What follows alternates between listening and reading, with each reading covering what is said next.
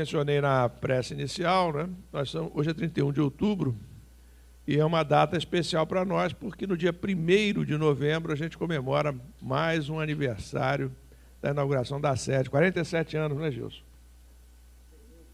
2 de novembro? Ah, então, 2 de novembro. 2 de novembro, então. Eu pensei que fosse 1º de novembro. Estou me atualizando, porque Eurípides é 1º. Eu pensei que tivesse sido no dia 1º. Não, Eurípides é 1º de novembro, não é? É?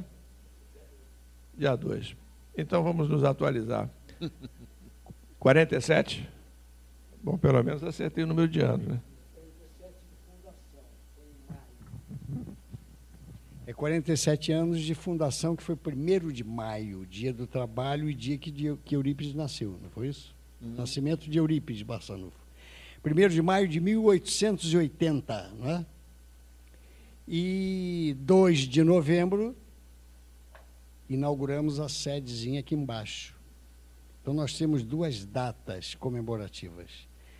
A da fundação no papel e no cartório, depois que o Eurípides apareceu para o Chico e se ofereceu para ser o patrono aqui da casa, antes de 1º de maio, fundação. Então, nós demos o nome. E 2 de novembro, 2 anos depois, né?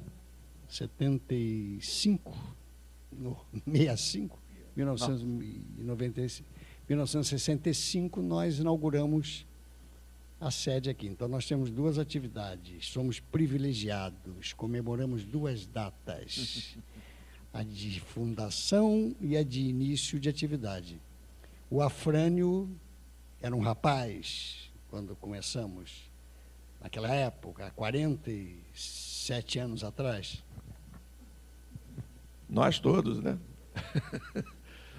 Bom, nada como fundador para colocar os pingos nos is, né? Mas vale a homenagem, então, né? E ninguém mais capacitado para participar desta homenagem do que o nosso querido Gerson Simões Monteiro, conhecido de todos nós, vice-presidente da Fundação Cristã Espírita Paulo de Tarso. Durante muito tempo foi presidente também. Aliás, hoje nós temos o vice-presidente e o presidente. Estamos honrados aqui com a participação também do Jadiel aqui conosco. O Jadiel, que hoje é o presidente da rádio da Fundação Cristã Espírita Paulo de Tarso. Então, nós estamos muito felizes, né? É uma data realmente festiva para todos nós. E o Gerson é esse trabalhador da doutrina espírita. Ele não apenas prega, mas ele exemplifica. Mais de 50 anos trabalhando no Hospital de Santa Maria, esteve à frente de várias obras espíritas da UZERJ, da rádio, já está há muito tempo na rádio também, lá. 27 anos. 27 anos colaborando com a divulgação da doutrina espírita, de maneira que estamos muito felizes que ele possa estar aqui na noite de hoje, numa data festiva para nós, nos trazendo essas considerações sobre um dos seus livros. Ele agora vai vir aqui uma vez por mês, né, trazendo a cada mês uma obra, de modo que os companheiros que quiserem depois passem na livraria, né, se interessando pela obra de hoje. A de hoje é Reencarnação, é possível provar. Na do mês passado foi Morreram e Contaram e voltaram para contar. E voltaram para contar. Né? E na do mês que vem, no mês que vem nós vamos aguardar. No Roteiro de Jesus. No Roteiro de Jesus. Não, novembro não. É dezembro que é no Roteiro de Jesus, desculpa, depois eu vou ver. No Roteiro de Jesus, essa eu particularmente estudei dezembro. Toda, porque são episódios. Capítulos dos livros de Irmão X, né? Campos. É isso. Muito, muito legal. Todas essas obras são muito instrutivas e muito elucidativas. Então, com a palavra, o nosso Gerson Simões Monteiro, para nos trazer as suas considerações. Bom, eu quero dizer que também eu era rapaz, viu? Eu era rapaz e compareci aqui fazendo palestras, ainda na sede muito modesta, que era uma meia-água, aqui embaixo, certo? Então, há 47 anos também, nós estamos aqui colaborando com o Centro Espírita, a Casa Espírita Eurípides Bazanufo. Bom, em primeiro lugar, nós vamos falar sobre reencarnação por ser um dos princípios fundamentais do Espiritismo. Aliás, essa obra, quando nós a publicamos, o nosso objetivo era trabalhar em cima do tema reencarnação, ou seja, o terceiro princípio fundamental do Espiritismo, que é a evolução do espírito pela reencarnação. Mas tudo isso começou quando, certo dia, estudando a Gênese, e aí sugiro que todos os companheiros possam depois em casa, do capítulo 18, são chegados os tempos, quando Allan Kardec fala exatamente dos tempos que já estão mais do que chegados, o momento de transição que nós estamos passando aqui na Terra. E tomem nota, no item 17, diz ele assim: a fraternidade será a pedra angular da nova ordem social. Ele está se referindo a essa nova sociedade, esse período em que a Terra vai realmente ser um momento, um planeta de regeneração. A fraternidade será a pedra angular. Aquela pedra última que se coloca nas pirâmides, etc., da nova ordem social. Então, haverá uma nova ordem social. Agora, preste atenção ao pensamento codificador. Mas não há fraternidade real, sólida, efetiva, se não assente em base inabalável. E essa base é a fé. Não há fé em tais ou tais dogmas particulares que mudam com os tempos e os povos e que mutuamente se apedrejam, porquanto, anatematizando-se uns aos outros, alimentam o antagonismo. Mas a fé, preste atenção, isso é Allan Kardec, não é o Gerson. Mas a fé nos princípios fundamentais que toda a gente pode aceitar e aceitará. Observem que Kardec mostra que essa nova ordem social será fincada, baseada nos princípios fundamentais, que todos podem aceitar e vão aceitar. Quais são eles? Deus, a alma, o futuro, o progresso individual indefinido, a perpetuidade das relações entre os seres. Então, simplificando, primeiro princípio, a existência de Deus. O segundo princípio fundamental, a imortalidade da alma. Terceiro princípio, a evolução do espírito pela reencarnação e a comunicação com os espíritos encarnados. Então, diz ele que esses princípios fundamentais serão a base, portanto, dessa nova ordem social. Quando todos os homens estiverem convencidos de que Deus é o mesmo para todos, de que esse Deus, soberanamente justo e bom, nada de injusto pode querer, que não dele, porém dos homens, vem o mal, todos se considerarão filhos do mesmo Pai e se estenderão as mãos uns aos outros. Aí ele conclui: essa é a fé que o Espiritismo faculta e que doravante será o eixo em torno do qual girará o gênero humano, quaisquer que sejam os cultos e as crenças particulares. Essa é a visão de futuro que o nosso querido Allan Kardec deixa bem claro.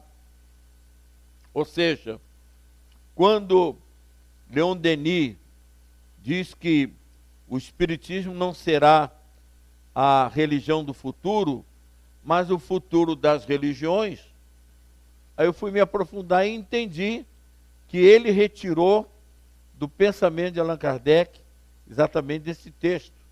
Ou seja, o Espiritismo não será a única religião da Terra.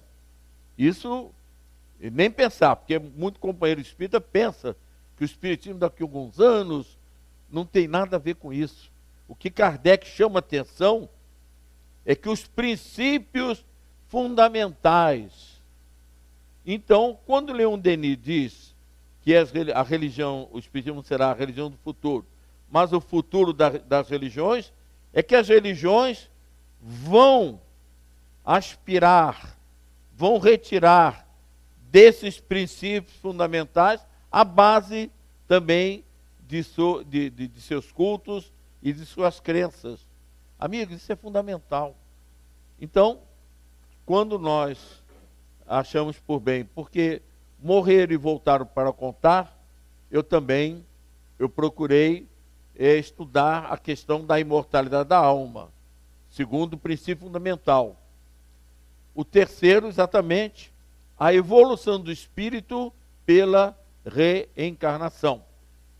Agora, vocês vão de pensar, por que esse título, Reencarnação é Possível Provar?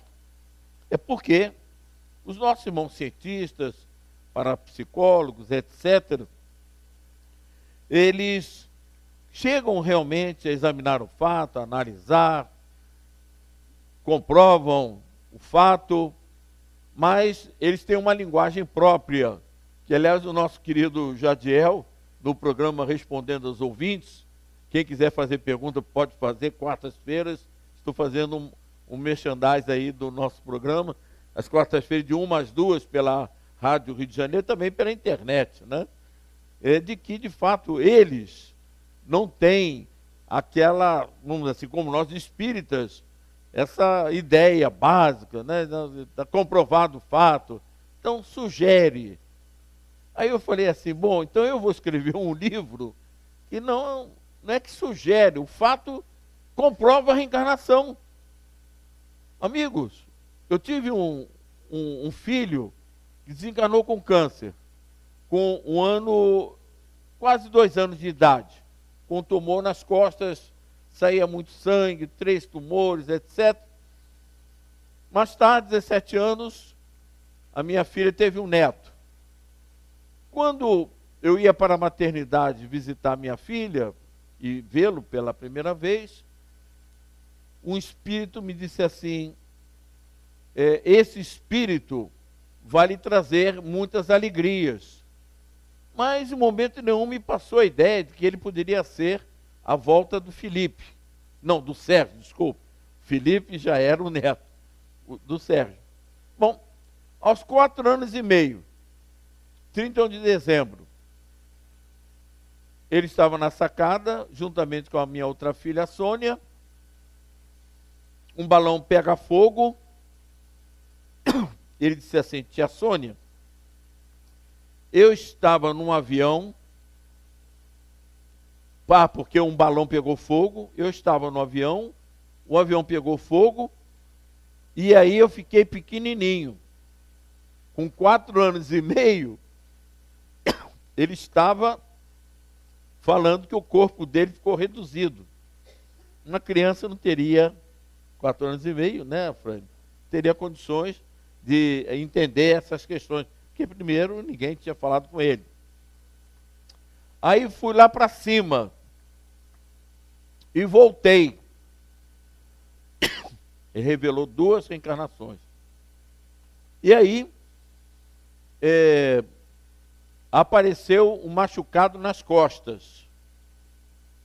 Estava se referindo ao tumor, como meu filho. Apareceu um machucado. Não falou nem câncer, nem nada, porque nunca ninguém também tinha falado. Aí apareceu um machucado nas costas, saía muito sangue, de fato. Teve um belo dia, no Hospital Servidor do Estado, o tumor dele já estava crescido, a pelezinha muito fina. Quando o médico cirurgião foi limpar, esguichou o sangue de esguichar mesmo. E o médico ficou apavorado, porque ali não tinha condições de suturar nem nada. E de um lado o meu sogro e eu do outro, chorando, pedindo forças a Jesus, a Mãe Santíssima. Ele saiu correndo, chegou lá embaixo, no quinto andar, na cirurgia, trouxe um emplasto e colocou e parou o sangue. Nunca ninguém contou isso a ele. Saía muito sangue. Aí fui lá para cima e voltei. Isso espontaneamente, 4 anos e meio. Então eu tive a possibilidade de provar que a reencarnação é um fato. Que primeiro, 4 anos e meio, nunca ninguém havia falado com ele que o tio dele havia desencarnado, que aliás seria até uma maldade muito grande, né? Botar isso na criança, na cabeça da criança. Bem, 5 anos e meio, 31 de dezembro, era interessante a data. Estava na varanda a Sônia, que era ir lá para casa, toda a família. Aí a Sônia disse assim: Felipe, vai chamar a sua mãe. E aí ele disse assim: tia Sônia, a mamãe Márcia não é minha mãe. Olha só. A minha mãe é a vovó Janete. Porque onde está na barriga da mamãe, eu estava na barriga da vovó. E o Tinho era o apelido do pai dele, do Walter, do meu genro. O Tinho não é meu pai é o vovô Gerson. Isso também, ele falava isso, e nunca ninguém alimentava mais alguma coisa. Então, essa é a finalidade de nós trazermos, inclusive eu coloco exatamente o fato dessa narrativa dele. Bem, mas o mais importante da reencarnação está nesse mapa da mina. Alguém recebeu? Todos receberam? O Jadiel recebeu? Ok. Isso. Você vai usar, hein? Qual é o seu nome? Qual é o seu nome? Pablo. Bonito nome. Bem, aqui, meus amigos, está o tesouro da felicidade. Isso é o mapa da mina. Por que muita gente, quando sofre, se desespera? Por que muita gente se mata? Porque quando a gente entende, e aí eu coloco a nossa felicidade lá embaixo, determinismo divino, ou seja, a vontade de Deus, e aí eu coloquei um símbolo gráfico de computador, que é o princípio inteligente. Esse princípio inteligente foi criado há bilhões de anos. Está aqui mais próximo o meu Afrânio, espírito já mais evoluído, então vou usá-lo como meu exemplo. Então, o Afrânio, há bilhões de anos, é esse princípio inteligente. E eu aqui resumi o que está na filosofia espírita, em O Livro dos Espíritos. Passa pelo reino mineral, ele passa pelo reino vegetal, reino animal, e esse princípio inteligente, quando chega nesse estágio, ele vai para o reino hominal. E aí, deixa de ser princípio inteligente e passa a ser espírito. Isso aqui é uma espécie de uma síntese do Livro dos Espíritos, da filosofia espírita, mostrando que nós já fomos lá embaixo, etc, etc. Muito bem. Aí vocês veem uma linha tracejada, escrito livre-arbítrio. É que o espírito, a partir desse momento, em que ele entra no reino hominal, ele ganha a faculdade, Deus outorga a ele a faculdade do livre-arbítrio, porquanto ele vai ter que decidir com relação aos atos da vida material e moral. No reino, o animal, que já é um princípio inteligente, que tem uma alma, como queiram dizer ou não, mas o animal só tem liberdade para os atos da vida material. Por isso que ele não está espiando. De vez em quando lá no nosso programa, né, Jadiel? Animal, ele paga pelo que ele fez? De forma nenhuma. Aliás, eu escrevi um artigo sobre isso, que vai sair no Correio Espírita de dezembro, o sofrimento dos animais, animal tem alma e livre-arbítrio e os animais. Então, o animal só tem livre-arbítrio para os atos da vida material. O espírito não. Nós, já no reino nominal, temos o livre-arbítrio para os atos da vida material e para os atos da vida moral. Bem, aí vocês veem que eu dividi esse vértice em duas partes. E lá em cima eu coloquei que o espírito precisa subir essa escadinha de 2 degraus. O progresso moral e intelectual. Só que nós ainda, humanos, estamos com o pezinho no 2º degrau, né, do progresso intelectual e um pezinho ainda no progresso moral. Por isso que ainda nós estamos nesse círculo da samsara, né, de reencarnações. Bem, então nesse primeiro módulo, nós somos considerados espíritos imperfeitos. Isso aqui, quem quiser em casa pode também, vamos assim, verificar se o orador estava certo. Então está lá nas questões, Livro dos Espíritos, questão 101, espírito imperfeito. Será que nós somos ainda espíritos imperfeitos? Hein, Jadiel? Quem acha que não é, pode levantar o braço. Ou 2. Eu já coloquei meus 2 para baixo. Bem, mas é tal história. Nós estamos evoluindo. Essa é a felicidade do espiritismo. Sabe por quê? Acaba com o inferno.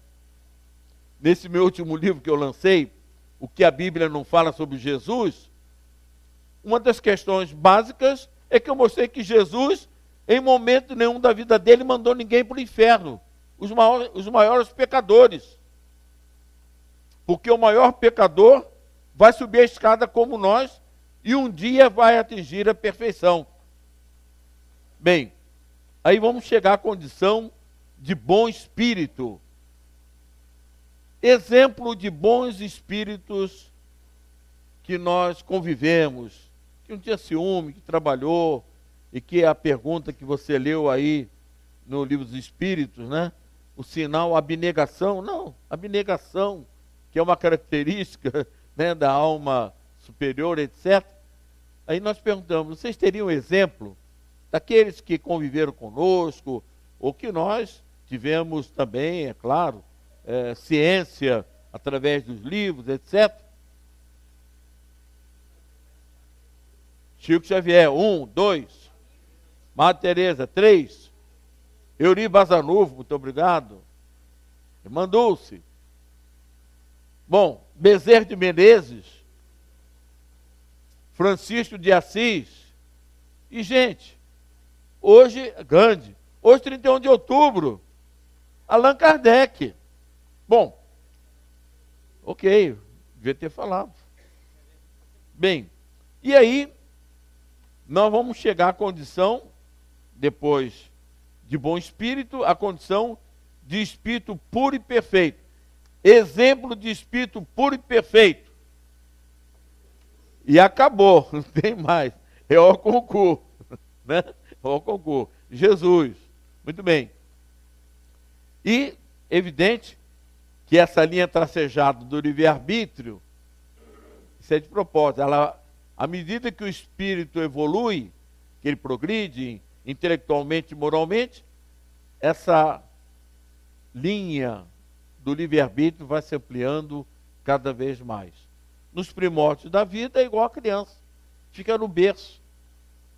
Depois quando começa a crescer um pouco, põe no chiqueirinho. Eu ouvi sempre isso, né? No chiqueirinho, muito bem. E aí depois põe a criança para andar na varanda, etc., dá uma motocicleta, enfim. Então, amigos, essa é a nossa felicidade. É que talvez poucos espíritos entendem que isso daqui acaba com o nosso medo de morrer, né? Pavor da morte, e explica a razão do sofrimento, da dor. Aqui está. Sabe por quê?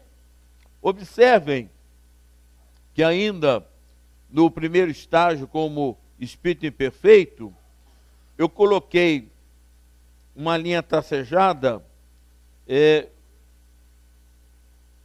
prática do mal.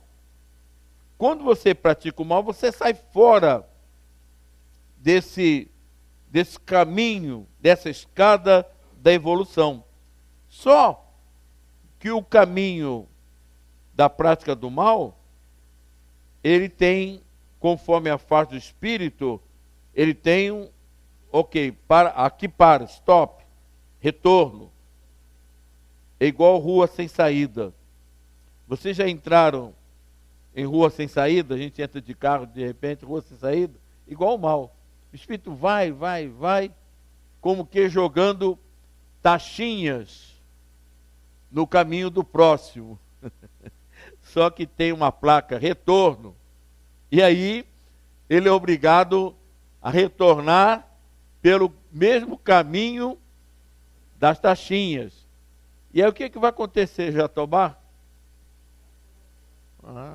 Aí, quando a gente começa a furar o pé, né? A gente esquece disso, que foi eu mesmo, foi você mesmo, eu mesmo, foi jogando. Deus esqueceu de mim. Eu nasci num dia de azar. Outra, não, é que meu signo conjuminou com Capricórnio, Capricórnio com Leão, etc. Amigos, o espírito mais sábio, mais evoluído da Terra, o que ele afirmou? A cada um será dado segundo as suas obras. Quando chegar lá em cima, porque eu fui de leão, eu fui de peixes, etc. Mas aí o anjo da guarda diz, mas olha, lá há 2000 anos, o mestre, né, diz que a cada um seria dado segundo as suas obras. Né? Ele não disse a cada um segundo o seu signo. Se fosse, claro, quando a gente chegasse lá em cima, colocava a culpa no signo. Né? Mas não, as nossas obras. Eis porque o espírito, ele volta, retorna e volta ao mesmo ponto, reparando as suas faltas e reiniciando. Acabou o inferno. Eu certo dia escrevi um artigo para o Médium, uma revista de Juiz de Fora. A reencarnação fechou o inferno para balanço. Quem é contador conhece bem essa expressão, né? A loja no final do ano fecha para balanço, etc. Então, a reencarnação fechou o inferno para balanço. Acabou.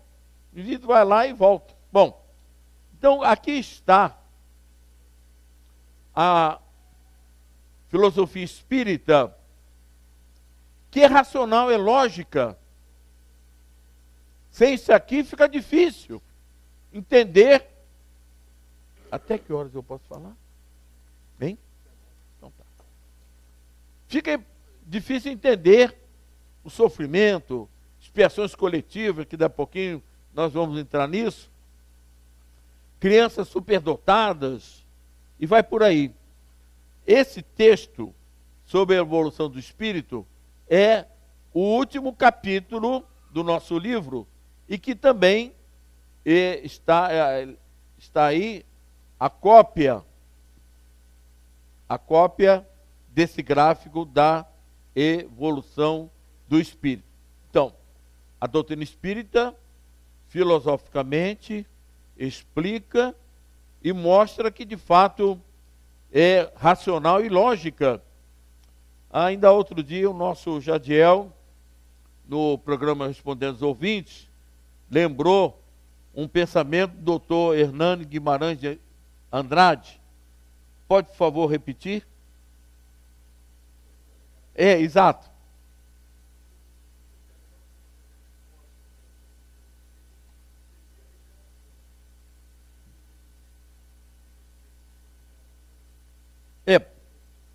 Isso aí mesmo. Porque tem uma série de teorias para explicar a criança superdotada, pessoas que lembram de vidas passadas, etc.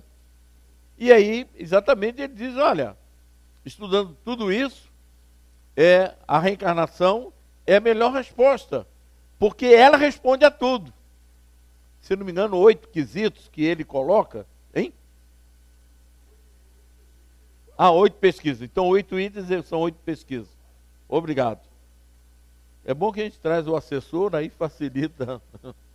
Bem, vamos agora ao que eu tratei do livro. É claro que com mais meia hora não vai dar, mas de qualquer maneira, nós vamos aqui tentar trazer. Por exemplo, a questão dos superdotados. Eu tenho aqui o primeiro, que para mim fecha tudo. Vocês estão lembrados? A Oprah, aquela apresentadora americana, fez uma entrevista com ele. O Akrit Jaswal.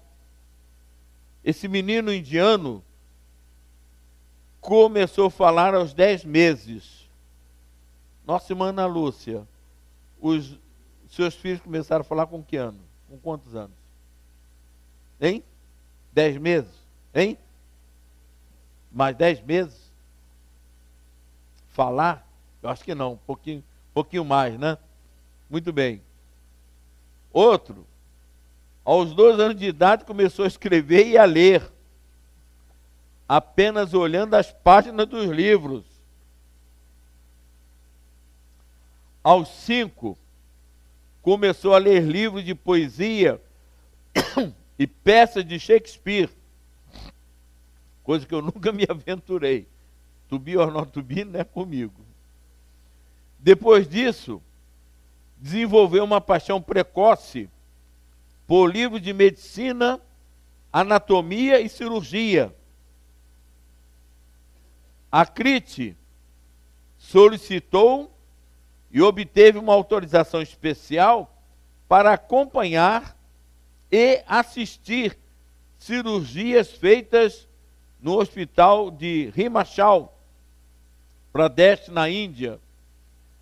Akrit, aos 6 anos, fazia discursos complexos sobre medicina, biologia e cirurgia e debatia com médicos, gente, 6 anos, com médicos, qualquer tipo de tema ligado à ciência médica. Amigos, como é que, né? E aí, aos 7 anos, tinha uma menina perto lá da região onde ele morava, que queimou a mão, os dedos ficaram colados. Outra coisa, eu cito aqui o YouTube, o endereço, vocês podem entrar no YouTube e ver ele fazendo a cirurgia. Os pais da menina foram na casa dele pedir autorização para ele operar a menina, com 7 anos. Aparece ele num hospitalzinho muito simples, uma enfermaria simples, com gorro verde, e ele operando. A mão da menina ficou colada com a queimadura, e ele cirurgiando, com bisturi, descolou. E outra coisa, ficou curada. Porque, ele podia fazer, mas ela ficou curada. Amigos, sem reencarnação não dá, né? Como eu costumo dizer, o fato é teimoso. Contra fatos não há argumentos. Você não pode ir contra. Bem, outra questão que eu trago aqui é com relação a recordações do passado. O caso desse meu neto não deixou de ser, né, recordações do passado. Mas Vocês chegaram a ler um livro, A Volta? A Volta. Jadiel já sorriu, claro, que nós sempre falamos lá no programa. Esse livro, eu comprei às 9 horas da noite, no shopping, fui para casa. Comecei a ler às 11 horas da noite e só fui parar às 5 da manhã. Porque não dá para parar. É o livro que não é espírita e que comprova, é a maior prova da reencarnação. Por quê? Os pais, o pai inclusive católico, a mãe até nem tanto, mas o pai católico. Já tem filme. No YouTube mostra exatamente ele, já com uma certa idade. Ele, aos 2 anos, começou a chorar, a criar uma série de problemas, aquela coisa toda, e começou a dizer que ele morreu num acidente de avião, em combate. Ele foi abatido, o avião dele foi abatido, e foi aumentando as informações a respeito disso, e mais adiante ele disse, revelou que foi no porta-aviões na Toma Bay. E o pai, estudando o caso, o bom do livro, que o pai tentando desmentir que aquilo era invenção da criança, que a criança realmente tem uma memória fértil e tal, e cada vez mais pesquisando, e hoje com o Google fica fácil, né? Na internet, encontrou lá na Toma Bay, e viu que tinham ainda veteranos de guerra que se reuniam para comemorarem juntos, porque ele fazia parte de um grupo de caças, né, na Toma Bay, que, claro, o navio, o porta-aviões tinha diversas funções, né? Os marujos, os que tomavam conta da caldeira, etc.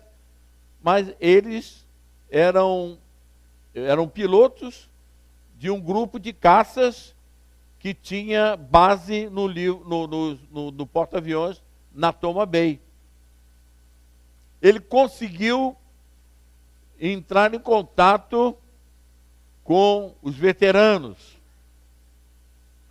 E um belo dia ele soube que eles iam se reunir em tal época, assim, assim, e pediu permissão para levar o filho, porque ele disse que o filho disse que, enfim, contou a história e tal.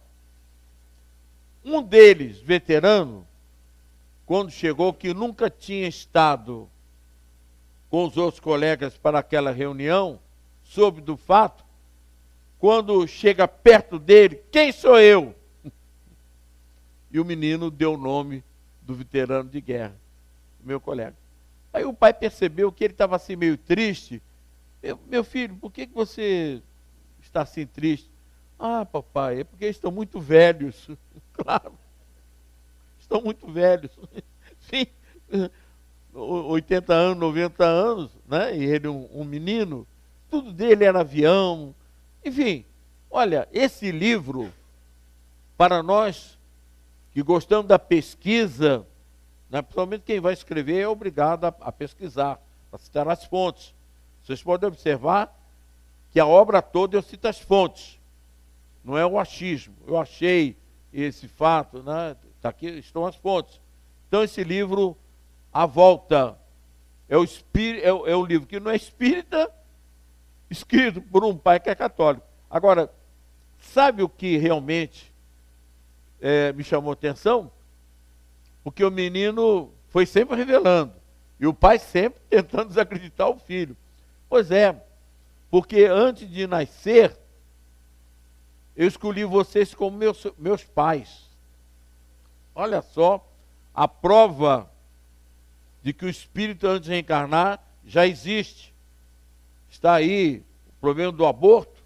Tem até um filme agora que vai ser lançado, dia 15 nos cinemas, Blood Money, que faz delata, né, os americanos, a indústria americana do aborto dos Estados Unidos. Pois bem, então mostra que a alma já está, ela existe antes. E aí, encontrei com vocês, não sei o quê, numa casa rosa. E aí, nesse livro está lá a fotografia do hotel no Havaí, onde eles passaram a lua de mel e onde ele foi gerado, a casa rosa. O hotel era de cor rosa. Amigos, primeiro, como que ele podia saber desses fatos todos? Agora, o mais emocionante, que aí foi ganhando destaque, o pai acabou se convencendo, uma televisão japonesa tomou conhecimento do fato, pagou passagem, foi ele, a mãe, o Leninger, na televisão, 1 hora falando, que no Japão fica mais fácil, né? O hinduísmo lá, etc., o budismo. E depois eles tomaram um navio e pararam exatamente na ilha de Iwo Jima. Não sei se vocês já assistiram um clássico do cinema, a ilha de Iwo Jima, as lutas, que foi uma carnificina, tanto americano, parece que morreram 7 milhões ou 7 mil, não sei, mas é muito americano, muito japonês, e o avião dele foi abatido antes, quer dizer, perto da ilha de Iwo Jima, e ele descreveu o local. Mas tentaram, mas o pai queria, mas aí acharam que já era demais, né? Aí quando o navio parou exatamente no local onde ele tinha exatamente a ideia, parou, ele fez continência, jogou um ramo de flores. Amigos, é emocionante. Eu chorei, porque é uma revelação que não partiu de condicionamentos. O menino não estava condicionado, que começou com 2 anos, né? Só que à medida que ele vai crescendo, essa memória vai desaparecendo. E que realmente é muito bom para não atrapalhar o futuro dele. Então, a volta. Outro fato, também, que eu trato aqui no nosso livro, é daquele livro do filme, Minha Vida em Outra Vida. Não sei se vocês estão lembrados, mas a Rádio Rio de Janeiro, fizemos uma sessão de cinema no Odeon, debate, na Rio, né? Cine Debate, com esse filme, Minha Vida Noutra Vida. Também, o filme, aliás, está à disposição. Quem quiser, nas locadoras, lá naquela livraria Joana de Ângeles, eles ainda têm esse DVD do filme. Não deixe de assistir, porque outra prova da reencarnação. Por isso que meu livro é possível provar. Não só sugere, é possível provar. A Jenny Cockell começou a ter recordações da vida anterior, que ela era mãe, e que abandonou os filhos, e que ela morreu, aquela coisa toda. Os filhos ainda estavam ainda precisando dela. Ela desenhava a aldeia onde ela morava, etc. Mas só que o filme foi passado nos Estados Unidos, e até o Jadiel, no programa que nós fizemos, lembrou que os americanos queriam produzir o filme, porque ela era irlandesa, Irlanda e Inglaterra, mas eles só poderiam produzir o filme se passasse nos Estados Unidos. Problema do barril, mas foi na Irlanda. Pois bem, Malahat, a tal aldeia. E aí, ela começou a pesquisar. mandou uma carta para meios de divulgação, mandou depois para as igrejas locais, exatamente dessa aldeia. E, afinal de contas, inclusive a BBC, a Big Broadcast Corporation, a BBC famosa, né, televisão famosa, rede de televisão inglesa, entrou na história, etc. E começou a fazer uma pesquisa para encontrar os filhos dela. Porque nessa encarnação ela estava com 32. Mas os filhos já estavam com 87, 88, por aí. E consegue reunir os filhos.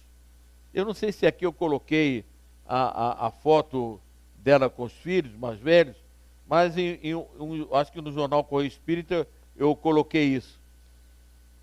E o filho mais velho, a irmã, a outra filha, começou a conversar com ela e ela começou a revelar que foi o seguinte: o marido dela era um homem muito bruto, estúpido, e já tinha 4 filhos. E o médico disse: olha, se você tiver o 5º filho, você morre. Falou com ele, mas ele não aceitou, teve o 5º filho e morreu no parto. Então, é a história dela. Por isso que ela desencarna deixando o menino com 12 anos, era uma escadinha. Até a criança que nasceu com ela, né, quando ela morre. Então, essa era a dor que ela tinha. Esses fatos, esse estudo psicológico da reencarnação é muito importante. Que ela tinha recordações espontâneas sobre tudo isso. E chegaram à conclusão que, de fato, era ela, a mãe, o filho mais velho, que também havia prometido a ela, antes de morrer, que iria cuidar dos irmãos. Esse é o fato. Ele estava com medo de encontrar com ela, porque quando chegou por volta de 12 anos, os menores, ele não tinha condições financeiras de continuar criando os irmãos. Aí teve que doar, passar para casais, adotar, etc. Então, por isso, que ele não queria encontrar com a mãe, porque ela não poderia cobrar. E aí? Você falou que ia ficar com seus irmãos todos juntos? Bom, meus amigos, tem tanto caso aqui. Bom.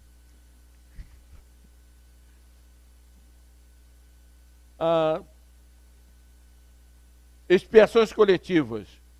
Amigos, sem reencarnação, não dá para explicar. 300 mil pessoas no tsunami. Cai um avião, morre todos. Passageiros, tripulantes. Na hora de pegar o voo, o cidadão não toma o avião. Meu irmão José Monteiro está no aeroporto de Congonhas, em São Paulo. Ele era diretor da Companhia de Cimento. Às sextas-feiras voava para o Rio. Ele chegou 7 horas no aeroporto, podia pegar o avião de 7h30. Disse: que você uma coisa, eu vou engraxar o sapato. Foi engraxar o sapato, aquela coisa toda. Nisso ele vê um cidadão correndo para pegar o tal avião que ele não pegou. Bem, de manhã, abre o Jornal do Brasil em casa, o avião que ele tomaria, aqui na Serra de Cantareira, morreram todos os passageiros e tripulantes. Ninguém restou. Agora, Papai do Céu também foi muito piedoso por ele, porque ele tinha uma filha excepcional, ele acabou desencarnando de câncer, mas a filhinha dele é um caso muito sério de menina, de criança excepcional. Ela desde 5 anos, enfim, não fala, é um caso muito sério. E ele sempre teve um carinho muito grande com ela, muito grande. Ele comprou um carro Galaxy, ele tinha recursos, Todo dia de noite chegava em casa do trabalho, colocava a menina e ia lá na Urca comprar pipoca para que ela comesse e voltar para casa.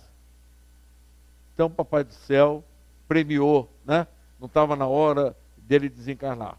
Mas, sobre essa questão de acidentes aviatórios, vocês vão encontrar a explicação no livro Ação e Reação. O André Luiz fala que ele estava na Mansão da Paz, uma espécie de uma colônia no mundo espiritual, e nisso, numa televisão, vê lá um companheiro, um espírito desencarnado, de uma certa elevação, pedindo socorro para que fosse cuidar dos passageiros. Eram 14, 8 tripulantes e 6 passageiros, uma coisa assim qualquer. E então, André Luiz se prontificou de descer à terra para dar apoio. Não, tem que ser especialista. Porque muita gente pensa, não, eu fui enfermeiro lá na terra, lá do Hospital Santa Maria, que é ele, a Verinha também, né? Sou enfermeiro lá, abnegados. Então, mas não é bem assim não, tem que ter especialidade. Lembra que um avião caiu aqui na Baía de Guanabara, se não me engano, com uma orquestra, né? O Ismael Gomes Braga, que era diretor da FEB, recebeu uma carta do Chico. O Ismael contou para Cecília Paiva, que era vice-presidente da FEB também na época, que o Chico viu no porta-aviões espíritos especializados para resgatar os espíritos que estavam lá embaixo. Então não é qualquer um. Tem que ter habilidade, tem que ter carteira, tem que ter curso. Até lá tem curso, né? Muito bem. Então não é qualquer um. Aí ele socorre, aquela coisa toda. Mas o mais importante, por que esses companheiros? Quem são eles? E aí o André Luiz, claro, de uma forma geral, clareia o assunto dizendo que normalmente nesses acidentes desencarnam ex-piratas, tá? Ex-piratas que afundaram embarcações em pleno dorso do mar, covardemente, né? Matando crianças, velhos, etc., para saquear, roubar. Também chegavam nas praias, nos limites das cidades, e bombardeavam, né, com os canhões, para depois aí fazer a pilhagem, aquela coisa toda. Então, ex-piratas. Segundo, suicidas que se atiraram de grandes alturas, não só prédios, né, mas também montanhas. E terceiro, ainda, aqueles que jogaram suas vítimas de altas alturas. Vocês estão lembrados daqueles filmes de Idade Média? Joana d'Arc, inclusive, outro dia passou o filme aí, lá em cima, aqueles castelos que tinha aqueles pontilhados e tal, que pegava e jogava lá embaixo no fosso, né, lá embaixo. E aí, nesse item 17 do Ação e Reação, por André Luiz Chico Xavier, aí ele fala que 2 guerreiros que estavam lutando a favor de Joana d'Arc, também naquela oportunidade jogaram as suas vítimas de altas alturas. Aí, eles estão no mundo espiritual, já tinham trabalhado, já tinham feito muitas coisas e tal, fizeram um requerimento às esferas superiores para serem promovidos. Muito bem. E aí o pedido deles foi indeferido. Também tem isso lá. Pede deferimento, mas aí Lá os juízes de lá são mais severos, negou o deferimento. Bom, e por quê? Porque eles precisavam resgatar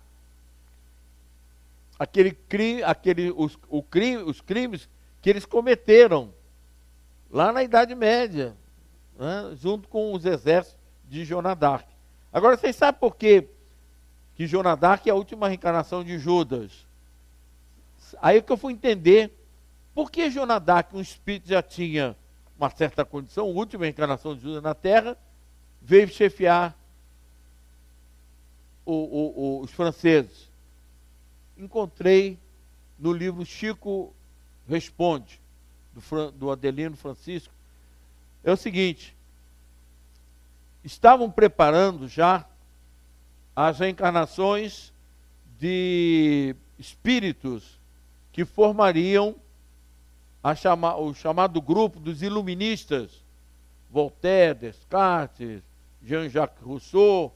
Essa turma estava preparada para reencarnar. E eles, as autoridades espirituais, estavam preparando casais franceses a fim de receber aqueles cérebros que não podia ser qualquer um, tinha que fazer um trabalho para poder receber aqueles espíritos. Enfim, ora, se eu deduzir o seguinte, isso aí é minha dedução, se porventura os ingleses arrasassem com o povo francês, aquela guerra que durou 100 anos, e continuasse, aqueles casais não poderiam receber os genes daqueles, né, esses casais não teriam condições para recebê-los, haveria um atraso, amigos, isso é importante, um atraso na evolução da Terra. Evolução intelectual. E tem mais, atrasaria a chegada do Espiritismo. Porque, né, Jean-Jacques Rousseau, todos eles foram preparando o terreno de Allan Kardec. O nosso debatedor Marcos de Mário tem um livrinho, Educação e Espiritismo, em que ele colocou um quadro sinótico da época dos contemporâneos de Allan Kardec. Aí vocês vão ver que Allan Kardec, na época, na França, foi rodeado no campo da música, da arte, da ciência. Isso é muito importante. Então, havia um preparatório. Ora, então, por isso que coube a ela, a Joana d'Arc, a missão de guerrear e claro, também com aquela assessoria de São Miguel direto, né? Bom, então, fica aí. O problema, claro que ele coloca de uma maneira geral, piratas, suicidas que se jogaram de altas alturas e terceiro, aqueles que jogaram suas vítimas também de altas alturas. Tudo isso eu trato sobre expiações coletivas, Circo de Roma, Circo de Roma não, o circo norte-americano, lá em Niterói, e outras questões mais. Joelma não entrou aqui não. Mas, da próxima vez eu posso colocar, se você permitir. Bem, então concluindo, reencarnação, sem reencarnação não dá para entender a vida. A razão do sofrimento, porque uns nascem pobres, outros lá na Síria, né, Afeganistão, as mulheres lá naqueles países árabes usando burca, etc. Enfim, a questão das diferenças sociais, raciais, intelectuais, né? Então, só através da reencarnação, como eu disse, é o terceiro princípio fundamental do Espiritismo, a evolução do Espiritismo pela reencarnação, a bênção que permitiu ao amigo aqui que vos fala, que estão pedindo que eu não deixe de falar sobre isso, o amigo que fala que perdeu 3 filhos com câncer, 2 filhos com câncer e a minha primeira esposa com câncer. 6. O adulto ainda vai lá. Mas os filhos, 3 filhos e 2 netos com câncer, sem reencarnação, eu estaria louco, ou como certo dia eu me referi, eu teria me suicidado. Porque aos 25 anos, quando morre a minha primeira filha, lá no Hospital Servidor do Estado, que eu chego na janela do 9º andar e vendo lá embaixo o velório, eu disse, meu Deus, tanta dor, tanto sofrimento, e não leva a minha Alcione para casa. Aí ouvi aquela voz assim, joga-se lá embaixo. Nitidamente, a esposa no dia seguinte contou, joga a criança lá embaixo, não tem cura, você também, e o sogro a mesma coisa. Que foi uma alma belíssima, ele foi mãe, avô, foi tudo. Uma semana depois estávamos no Chico Xavier, em Uberaba, a necessidade minha era tão grande, que encontrei com o Chico, no correio. Chico, eu passei por uma prova muito difícil. Disse, Simões, ele me chamou de Gerson, não, Simões, e eu não disse meu nome não, mas vocês foram muito amparados. Ele olhou com aquele olhar meio estrábico, né? Eu disse, Chico, amparados nós fomos, mas veio a ideia de suicídio. Foi um grande inimigo do passado de vocês. Essa história de dizer que espírita vem. Então, graças a Deus, eu respondi tudo isso, porque felizmente, aos 16 anos, eu ingressei numa mocidade espírita e entendi que a reencarnação é a forma pela qual nós poderemos um dia chegar à perfeição espiritual, a mesma que chegou Jesus. Claro que o Afrânio vai demorar só um pouquinho. Você não, você vai demorar mais, eu também. Mas todos nós um dia chegaremos lá, que é a nossa grande felicidade. Que Deus nos abençoe.